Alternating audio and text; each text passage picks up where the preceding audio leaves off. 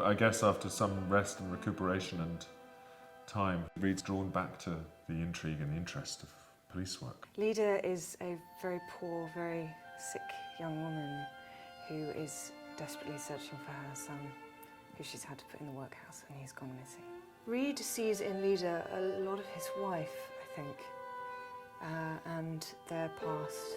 He feels perhaps there's a sense of making right. Maybe it's to do with Reed's own philosophical journey that he's become more accepting that there are battles he can't win, there are things he can't keep fighting because you can't win.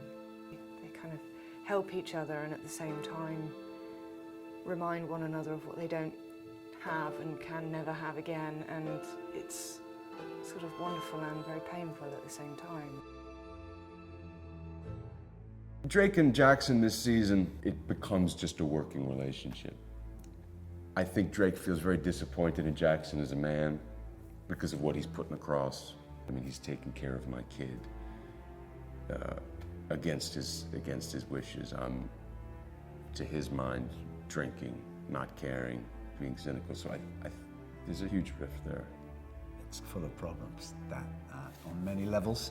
I think Drake is reasonably forthcoming with that. He wants Rose to be happy. The dynamic between him and Jackson is just exaggerated then because he strikes a deal with Jackson that he's not going to be there's not going to be a halfway house. He's going to have to let the kid go and let us be the parents. And of course that doesn't happen, and Jackson gets involved, so it makes Drake's and Jackson's dynamic even more tense. And the kid isn't taking well. The child won't take to her, so she enters a lot of struggle. She suffers many sleepless nights, many frayed nerves, and she starts to really, really unravel. I think the idea of having a child and not being able to see that child is an incredibly painful experience. It's almost made worse by the fact that he's only a few streets away from her, living and breathing and believing that she's dead.